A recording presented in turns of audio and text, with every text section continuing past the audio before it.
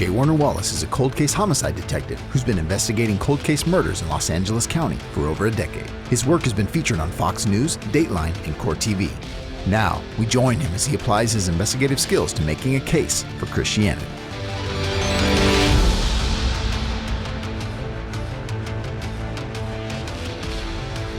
Thanks for joining us at ColdCase Christianity. I am J. Warner Wallace.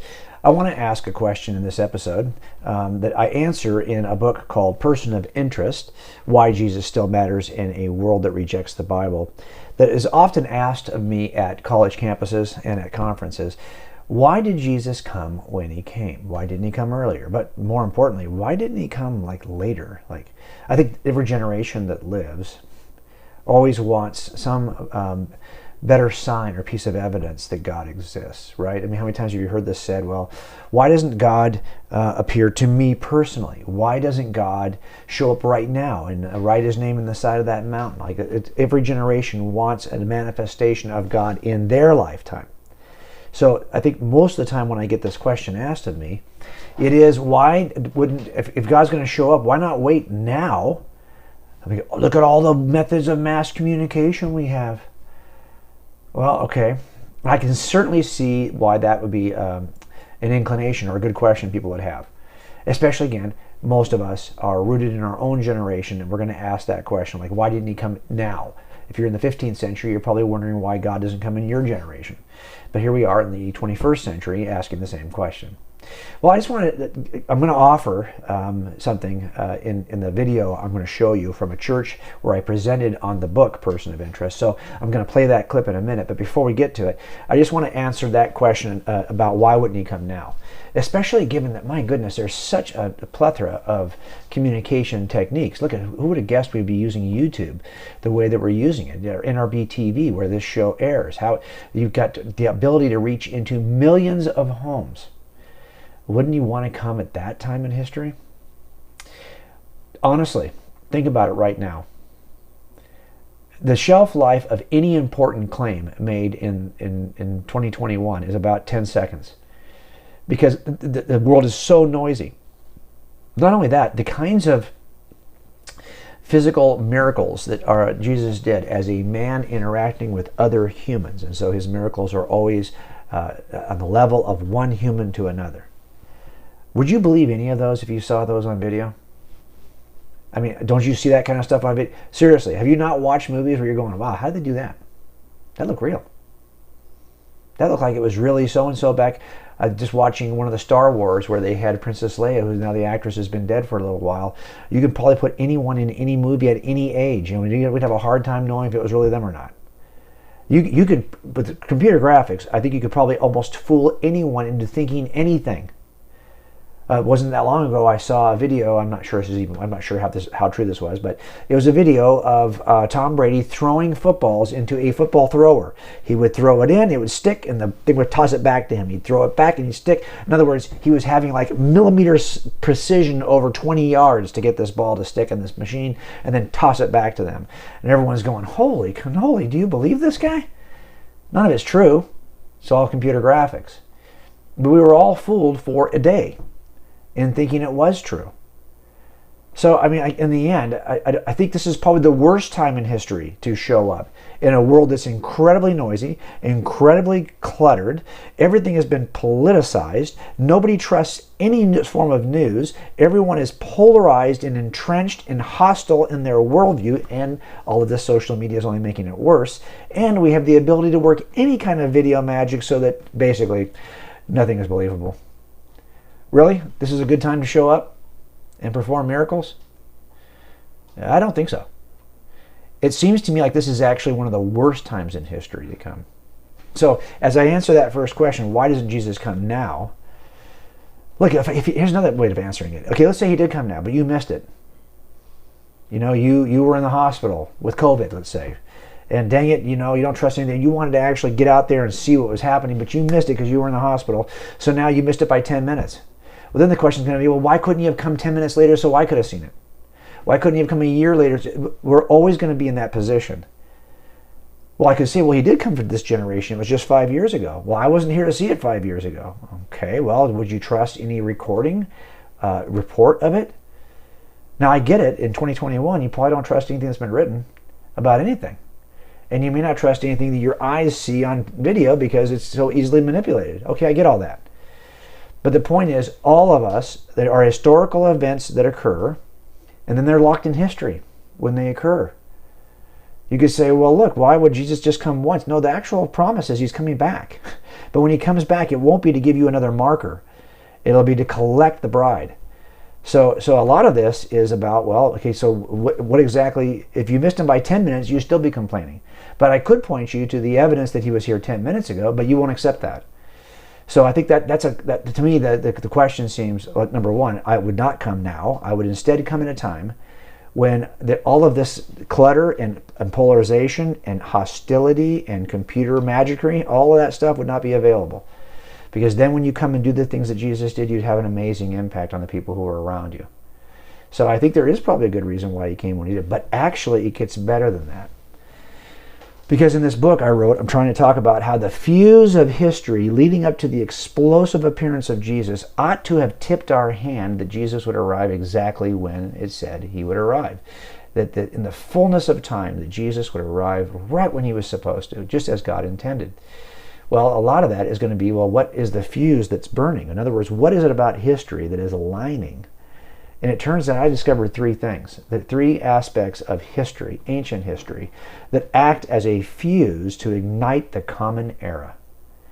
And if you look at that fuse and overlap those three things, you will see a small window of opportunity for something spectacular to happen. And if that thing did happen, it would change all of history and it would ignite a new era. So that idea of how small that window of opportunity was is what the video I'm about to show you demonstrates. Okay? Now, again, this is from our book, Person of Interest. I'm hoping that it'll be the kind of book that'll remind you of why Jesus matters, even if you're not an apologetics geek. Even if you're not somebody who wants to read apologetics books. This is really not your average apologetics book. We wrote this as a mystery, as a novel, with some investigation related to Jesus. And I hope it'll help you to see why history was aligned. So we'll take a quick break here. And after our break, in a couple of videos, we'll start the longer video from a church service here in Southern California where we're talking about the red zone of opportunity. So look out for that. And then on the back side, I'll come back and I'll debrief it.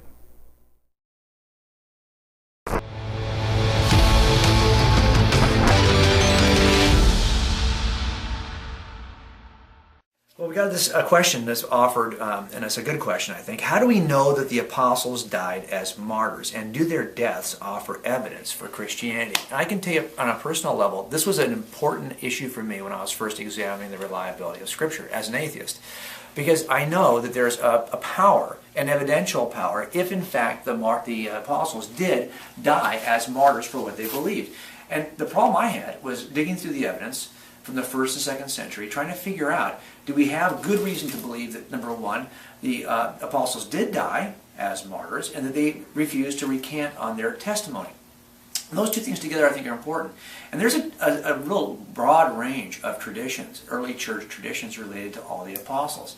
And some of these traditions are really better attested than others. And so that was something that was really difficult for me to kind of weigh through these. As a matter of fact, I've got lots of friends now who are examining these issues firsthand. How accurate are the individual traditions related to the death of Paul or Peter or Philip or any of these disciples? Well, here's one of the more powerful things that I found. Look, anytime you have a criminal case, you have both the evidence that you offer to make a case against a particular defendant, and the defense attorney is going to offer his own set of evidences to make a case for his client's innocence. What's interesting to me is the complete and utter silence of any ancient first century testimony that describes the apostles as living a long extended life, of doing anything other than the early traditions record. So it's not just that we have a set of competing traditions, the Christian traditions where we have apostles who died as martyrs, and secular non-Christian traditions in which the apostles lived long, comfortable lives. There is utter silence on this side of the argument. All we have are the repeated traditions related to the martyrdom. That, to me, was at least gave me a little more comfort in saying, hey, it's not as though I'm weighing competing traditions. There are no other stories about the apostles aside from their deaths as martyrs in the first century. Now, is that powerful? I mean, couldn't it be said that lots of people would be willing to die for their faith? I mean, you and I might even say as Christians, we'd be willing to die for our faith today. But let me tell you, if we said that was the case, that would have zero evidential value. My death today, for what I believe as a Christian, has zero evidential value. But if I'm an eyewitness, somebody who actually saw the event, and then I was willing to die for what I say I saw, that would have great evidential value. And that's the difference. These are the original eyewitnesses. They would know if it's a lie. So while my death or the death of any religious believer in this century, centuries removed from the actual event, might be willing to die for what they say is true, the death of these eyewitnesses does have great evidential power. And so I think it does matter to our case. It's one of the strongest pieces of evidence I think we have in the first century, that the actual eyewitnesses were willing to die for what they said happened. And I think that is powerful.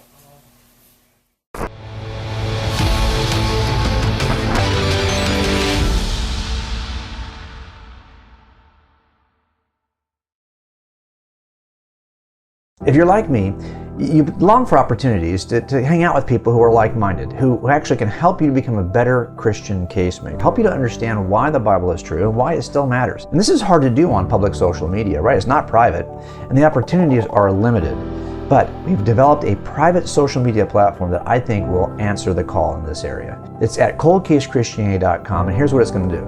It's going to help you to get exclusive content and exclusive opportunities, exclusive videos that are available nowhere else, podcasts available nowhere else, downloadable teaching materials, Bible inserts, and it'll all be available through a phone app as well. And you'll have opportunities every month to actually interact with me, because I will be on there on Zoom every month, discipling and learning from you as you learn from me. Please join us at the private Cold Case community at ColdCaseChristianity.com.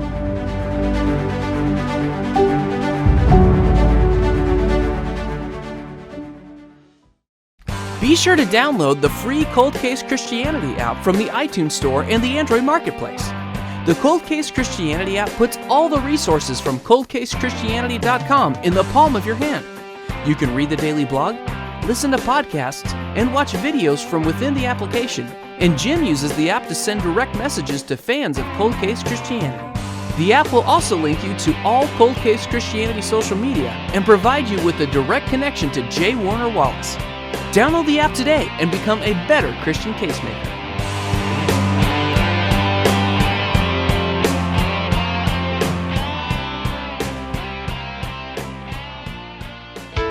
Jay Warner and Susie Wallace have written 3 kids' books to help children know the truth and defend it in the public square.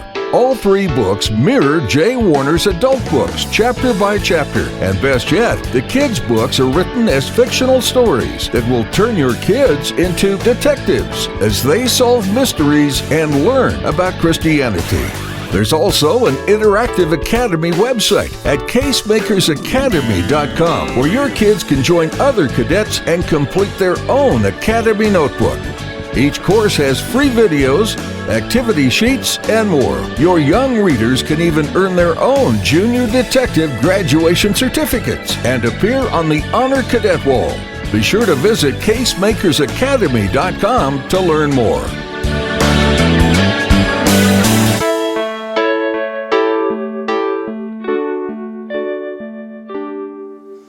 I want to show you something even weirder. So we have a crime scene here, and we want to know what happened there. Why did it happen there? It could have happened anywhere in the timeline. It could have happened over here. It could have happened over there. Why did the crime happen when it happened? Is it possible that there's something about the timing of the crime that might give away who did the crime? Yeah. Because it could have happened anywhere on the timeline, but it happened instead on that little blue spot. Does the timing identify the killer? So let me show you what we're trying to do here is basically look at this and ask the question, here's your timeline. So the question is, why did this happen, where it happened, and why did this happen when it happened? So let me give you the actual crime that I described in our book, which is a case we had a number of years ago where a woman was killed, went missing. We never found her body, went missing in May of 2000. Okay, so she vanishes. There's a big bomb that goes off on the day she vanishes, and there's a bunch of evidence that occurs in that fuse. I'm just going to put it all on the screen right now. Now I want you to watch what we're about to do. So in order for this to go off right here, in order for this crime to occur in our city in May of 2000, well, it turned out that crime would never have occurred in our city except that this couple moved into our city, Steve and Tammy. So Steve and Tammy move into our city. Crime's not going to occur in our city until they get there. And the reason why they came was because he had a job. So he wasn't going to move into our city until that job appeared in the auto shop. The auto shop wasn't even there until January of 2000. So this crime could not occur until after, in our city anyway, until after January, because he didn't even live in our city until then. Then they got to move in. So now it turns out there's a red zone in which the crime can occur in our city. It's right there. Do you see it? That's the red zone. It's only going to occur in our city at that point because now they're in our city at that point. Now there's more. Let's go ahead and do another overlay. It turns out he borrowed a tub which he used with acid to get rid of her body, from a friend. Now that friend got the tub from one of his employer. Well, the employer gave him the tub in 1999, and he gave the tub to my killer over here. So now, in order to use the tub to commit this, and that's what we think she got rid of in the tub, to do that, to do the murder in our city and use the tub to dispose of the body, the crime has to occur here. Red zone's shorter, it's smaller. Other stuff happened though as well. It turns out he bought acid in order to do this job. That acid was not available in our city until that business appeared in our city. And after that business appeared in our city, he actually bought the acid. So in order for that crime to occur the way it did in our city and him to use acid to destroy her in the tub, red zone, it's smaller. Got it so far? Okay. There's more. Now, it turns out, it's a little bit off the screen, just forgive me on that, but it turns out that in November, she was due to have a baby, and nobody knew she was pregnant, was going to have a baby, except for him. She had not told anybody. He did not want another baby. He already had one with a different woman. He did not want that baby to be born. That baby was going to be born in November, but worse than that, so that actually puts a cap on that end. If he wants to get rid of her before the baby's born, he's got to kill her before November. But he actually wants to kill her before that because he wants to kill her before she even starts showing. And then she says she's going to go tell her parents about it and fly to her parents' house. Well, he wants to get that done before she tells her parents about it. Now we've got end caps to the time zone. Do you see the difference? Now where's our red zone? Right there. Oh, and when did she go missing? Right there. The red zone tells us something about who did this because that red zone is specific to my killer. Does that make sense? Now, this is the part that I did not see coming as I was researching this book, but I just want you to see what I discovered. Let's take a look at the fuses that burn up to the appearance of Jesus. So I want to imagine, first of all, I'm going to place all of the deities, the myths that appear in history prior to Jesus, I'm going to place them on this line, and I'm going to start and show you where the mythology is first worshipped and when they stopped worshiping it, okay? We know that from history, when these deities were first worshipped and when they ended it. And I'm going to put all of them on the screen for you here. So, here we are. You can see them building. All of these ancient myths from all over the world, from the east to the west to Persia to Greece, all of these are now on the screen, and you can see them all overlapped. Why am I showing you this? Well, if God wanted to appear at a time in history when the most number of these myths were still being worshipped, so that there were people on planet Earth who shared these common expectations, and the highest number of people on planet Earth who shared these common expectations of deity, he would have to come when the most number of gods are still being concurrently worshipped. Are we clear? That means that this is my red zone. That's when he has to appear if he wants to meet their expectations. But I didn't talk to you about two of the other strands of the fuse. Let me go over them very briefly with you right now. There is a cultural fuse. If God wants to come at a time when the world was aligned to spread the message of Jesus, he would have been wise to come during the Roman Empire, because it turns out that it was the Romans who controlled the region starting at a certain point in history. It was the Romans who then advanced the Etruscan alphabet that started in Italy and became the alphabet of the empire. They also perfected a certain form of Greek that was used throughout the empire. They also built the most sophisticated roads. All the roads that Paul traveled on would not have been available to him 200 years earlier. But they were available to him now because this road system was in place because of Rome. Not only that, they now had mail service in place, and there was a period of dominance and world peace called the Pax Romana, 200 years of peace. And that peace meant they could spend the money on roads rather than on war. And it also meant that ideas could travel during this peacetime, a small window of peace. So the message of God, now look at your red zone. Oh, but there's more. There's a prophetic fuse, because the Jews were prophesying about this. I won't go through all the prophecies, but you know from Jack, because Jack's an expert in prophecy, you know that there's one of these prophecies from Daniel is perhaps the most telling, because Daniel says that this Messiah will have to appear sometime after the decree to rebuild Jerusalem and the destruction of the temple. Well, we have a good idea of when those dates are. And Daniel says that this is when the Messiah is going to come. Look at your red zone now. If I didn't know anything about history or about Jesus, I would know that something is going to happen right here. It just so turns out that something does happen right here that splits your calendar right in half. There's a red zone. Is it specific to a person? That's the question. A person of interest. Coming this fall, join me, J. Warner Wallace, on a 10-part journey based on my book, Person of Interest. We'll investigate a real homicide together, and we'll also examine the unparalleled impact Jesus had on human history. We'll trace the fuse that burned toward the disappearance of Tammy Hayes, then sift through the fallout that eventually implicated her husband. In a similar way, we'll examine the historical fuse that burned toward the appearance of Jesus, and marvel at the fallout and unexpected impact Jesus had on our world. Finally, we'll ask the critical question: does Jesus still matter in a world that's increasingly skeptical of the Bible? Let's discover if Jesus is history's true person of interest.